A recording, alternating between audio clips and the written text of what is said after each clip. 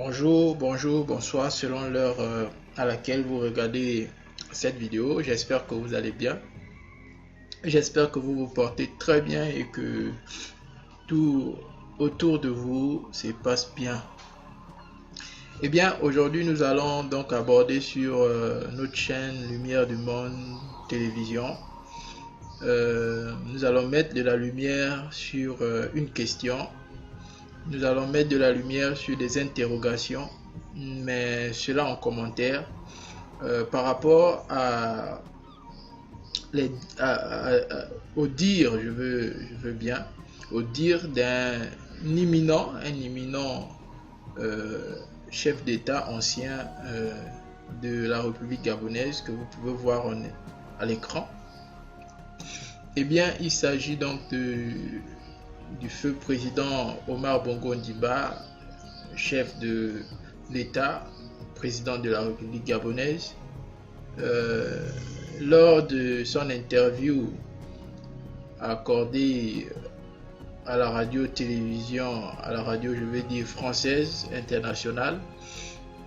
Et cette interview va donc ressortir une phrase qui, certainement aujourd'hui, fait polémique compte tenu de son contenu et de ce qui est dit comme révélation, on peut dire. Alors, sans plus tarder, je vais d'abord commencer à vous faire écouter cet audio qui va certainement nous amener à nous poser les questions qui vont suivre. Mais avant, écoutons d'abord cette note vocale et nous analyserons par la suite. Écoutons. La France sans le Gabon est une voiture sans carburant. Le Gabon sans la France, c'est une voiture sans chauffeur. Donc, vous avez écouté comme moi. Le feu président Omar Bongo pouvait dire que le Gabon sans la France est une voiture sans chauffeur, de même que la France sans le Gabon serait une voiture sans carburant. Il est donc important d'analyser ici cette importante phrase du feu président de la République gabonaise, compte tenu de la situation actuelle, cette situation qui prévaut, cette actualité, laquelle il s'agit en fait du coup d'État qui a eu lieu en République gabonaise, que plusieurs préféraient qu'on dise un coup de force, bien évidemment parce que le peuple était déjà asphyxié, le peuple était déjà dépassé de ce qui était à sa tête, ce qui gouvernait son pays. Donc lorsque le peuple a entendu qu'il y a eu un coup de force au sein de la présidence gabonaise, eh bien cela a sonné comme étant une libération du peuple face à celui qu'il considérait comme un oppresseur, comme un dictateur, face à la famille qu'ils considéraient comme étant étrangère à leur pays et donc inappropriée ou encore mal placée pour conduire leur pays. Ici donc nous allons analyser cette phrase du feu président Omar Bongo. Mais nous n'allons pas rester sur le cadre particulier du Gabon parce que, tenez-vous bien, Omar Bongo était considéré comme étant le patriarche africain, donc le doyen de l'Afrique. Pourquoi? Parce qu'il avait cette intelligence-là entre griffes, cette intelligence politique Donc il était vraiment un homme qui savait rassembler, qui savait unir et réunir même des partis opposants.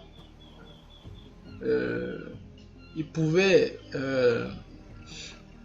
rappeler à l'ordre des personnes qui se révoltaient contre lui, de sa manière bien évidemment, certainement moyennant de l'argent ou encore à travers ses paroles de sagesse, ça dépend, mais il était quand même un homme bien averti, un homme bien, très calé, je vais dire, sur le plan politique ou relationnel.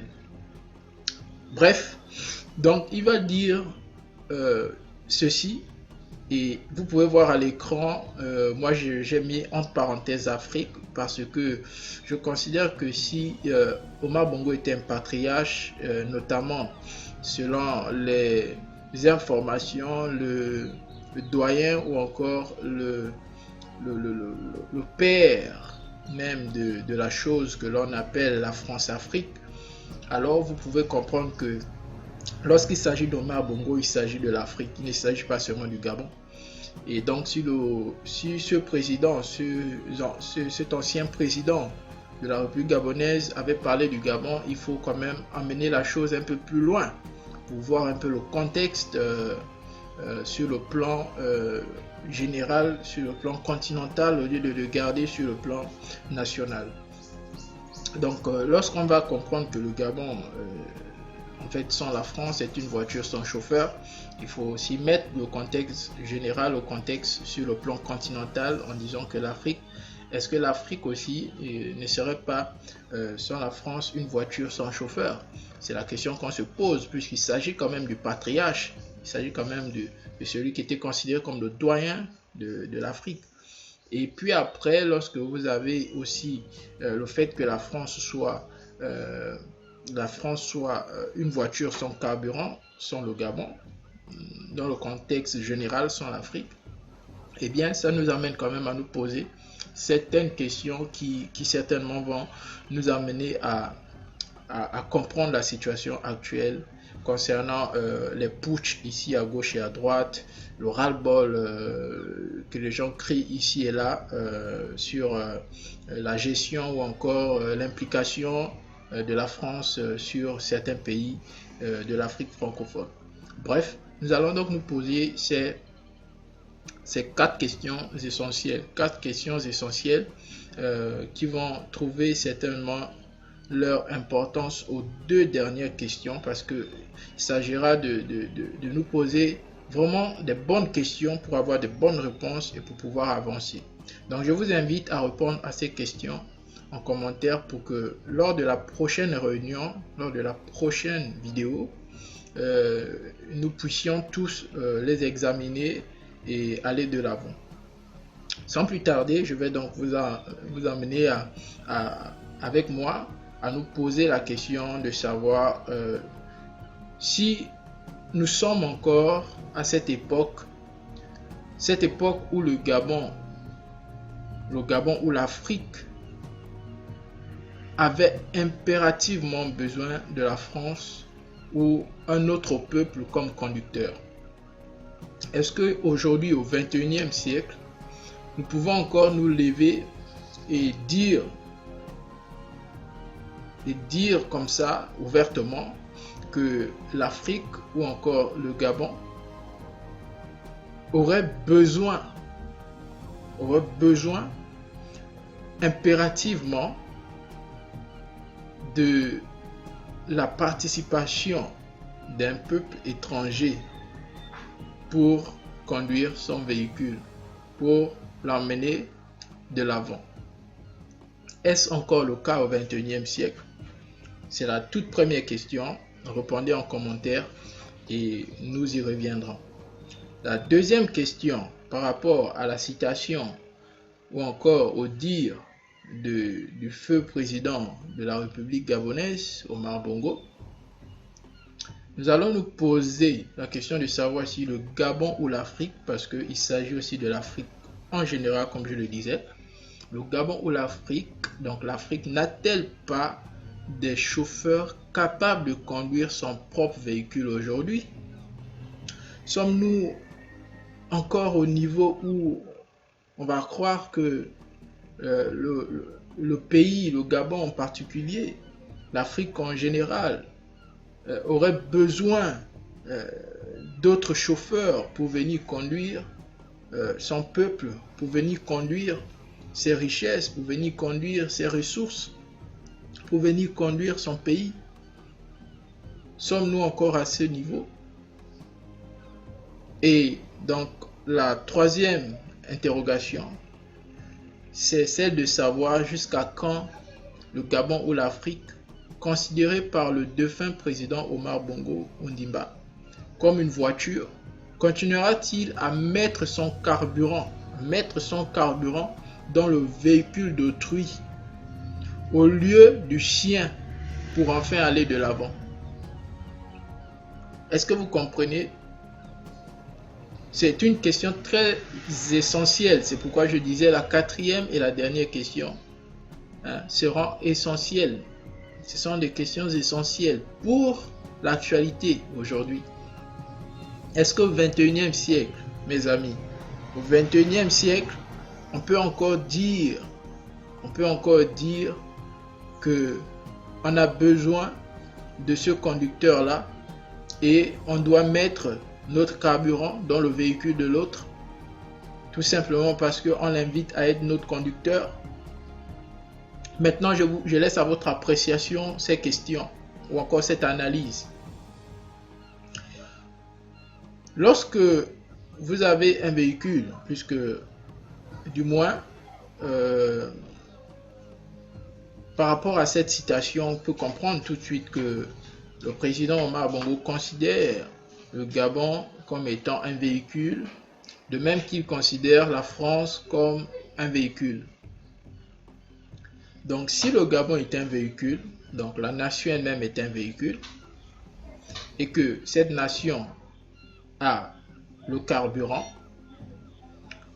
la France est plutôt le véhicule et a le chauffeur. Un véhicule a pour on va dire quoi, objectif premier d'aller de l'avant, d'avancer. Et pour avancer, il faut bien le carburant. Donc si le Gabon, qui est un véhicule avec son carburant, prend son carburant pour mettre dans le véhicule qui est la France,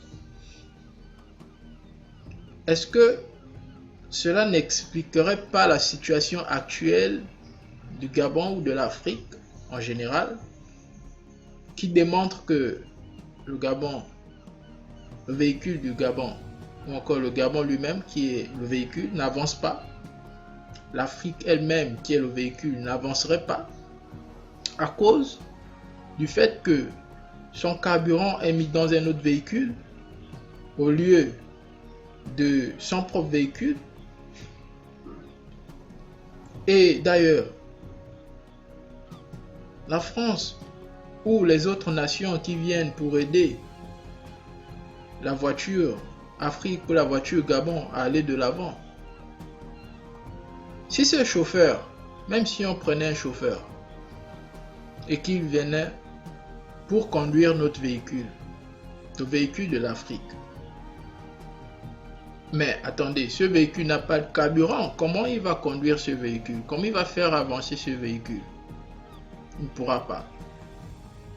Il ne pourra pas parce qu'on ne met pas le carburant dans ce véhicule, mais on met plutôt le carburant dans le véhicule de ce chauffeur que l'on invite chez nous. À la fin, vous-même vous comprenez que le véhicule du Gabon ou de l'Afrique n'avancera pas. Le véhicule du Gabon n'ira pas de l'avant. A contrario, le véhicule de l'étranger ou du chauffeur que nous faisons appel ira de l'avant parce que ce dernier ira conduire son véhicule dans lequel il y a effectivement le carburant que nous avons mis. Donc je ne sais pas si vous comprenez un peu la réflexion qui est faite ici, je ne sais pas si nous comprenons tous la chose, mais je vous invite à vraiment réfléchir là-dessus et à comprendre l'enjeu, à comprendre l'actualité qui prévaut aujourd'hui dans certains pays africains, notamment les pays dits francophones. Les révolutions, je veux dire. Est-ce que ce n'est pas parce que les peuples sont en train de comprendre que nous avons le carburant, nous sommes nos véhicules et nous n'avançons pas, malgré le chauffeur que nous avons bien sollicité, puisque on a considéré ce dernier comme étant un bon chauffeur, un chauffeur capable de nous conduire à la destination. Mais après des années, après, on va dire des années après l'indépendance, indépendance sans griffe, soi-disant indépendance, le véhicule n'avance toujours pas. Alors qu'est-ce qu'il faut faire? Plusieurs pays ont certainement compris, je dis certainement compris, que le problème était soit au niveau du carburant qu'on ne mettait pas dans notre propre véhicule, ou au niveau du chauffeur que l'on invitait pour conduire notre véhicule. Donc est-ce que le peuple ou encore ces nations qui se révoltent aujourd'hui ne seraient pas en train de passer le message selon lequel nous n'avons plus besoin de vous comme chauffeur, parce que nous avons des chauffeurs capables de conduire notre véhicule. Nous n'avons plus besoin de mettre notre carburant chez vous, alors que notre véhicule, ayant déjà notre propre chauffeur, a besoin de ce carburant pour aller de l'avant. Est-ce que on peut faire cette analyse comme ça et dire que le peuple serait en train de comprendre la chose? Cette phrase du président, d'ancien président gabonais, est-ce que c'est pas le cas? Répondez en commentaire et nous évoluerons dans le débat, dans la lumière, dans une prochaine vidéo. Maintenant, la dernière question que nous allons nous poser, c'est sur l'actualité gabonaise, notamment le coup d'État, comme je disais tantôt. Ici, vous avez le général de brigade Brice Clotaire Oligui Nguema, qui est aujourd'hui à la tête du pays comme président de la transition. Et donc, puisque nous sommes sur Lumière du Monde TV et que notre but est d'apporter de la lumière, nous allons donc nous poser cette question lumineuse pour que là où est le président de la transition, qu'il puisse se poser cette question avec le peuple gabonais et le peuple africain en général, pour comprendre en fait quel est le but, quel est le combat actuel, quelle est la décision à prendre aujourd'hui, comment est-ce qu'il comprend, comment est-ce qu'il perçoit les attentes du peuple. La question donc est celle de savoir si le général Oligui Nguema, président de la transition bien sûr, est-il celui qui apportera la lumière au Gabon afin de mettre son carburant dans sa propre voiture et aller de l'avant avec comme conducteur le peuple. Parce qu'il s'agit de ça. Il s'agit effectivement du peuple comme conducteur.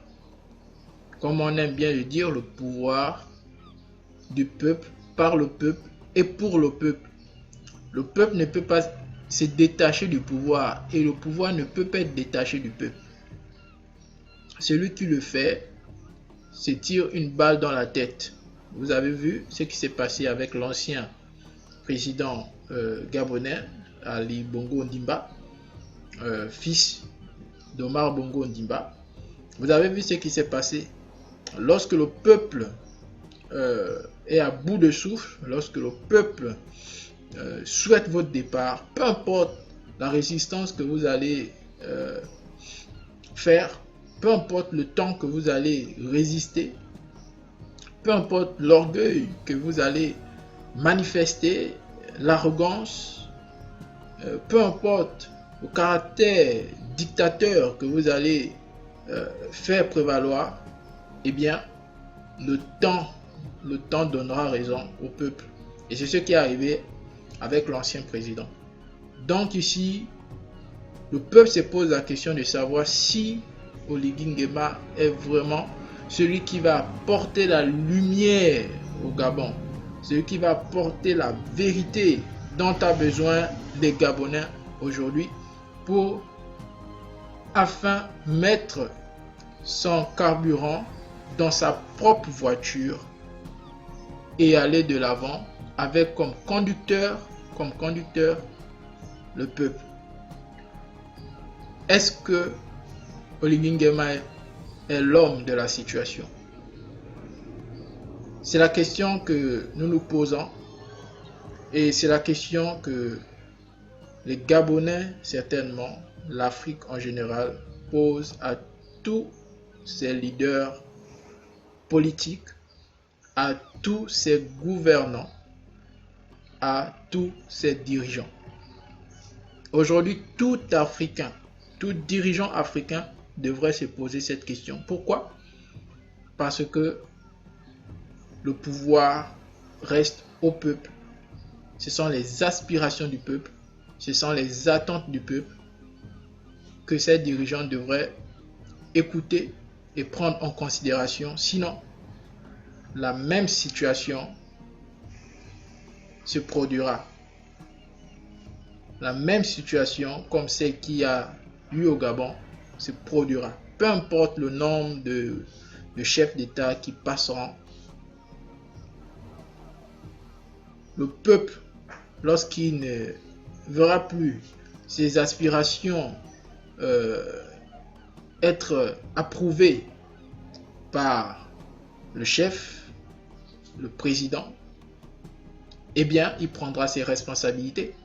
Le peuple prendra ses responsabilités et fera tout pour conduire dehors ce dernier. Je vous invite donc à répondre à toutes ces questions en commentaire et nous verrons la prochaine fois comment faire un direct avec tout un chacun, mais tout en sachant qu'il est important de vous abonner si vous voulez vraiment faire partie de la famille de Lumière du Monde TV afin de être encore de plus en plus dans la lumière, dans la vérité, dans tout ce qui concerne les questions politiques, les questions religieuses, les questions relationnelles entre États, entre peuples, car sur cette chaîne, c'est cela notre mission, c'est d'apporter la lumière sur tous les plans, tous les domaines de la vie. Alors, je vous invite à vous abonner pour être une grande famille et pour analyser ces sujets d'actualité. Bien de choses à vous. J'espère que vous allez prendre soin de vous et que la prochaine fois, nous serons de plus en plus nombreux sur la chaîne à être abonnés et aussi à participer à nos prochaines émissions ou à nos prochaines analyses sur les sujets comme le sujet que nous avons abordé aujourd'hui. Alors je vous dis à très bientôt, bien de choses, portez-vous bien.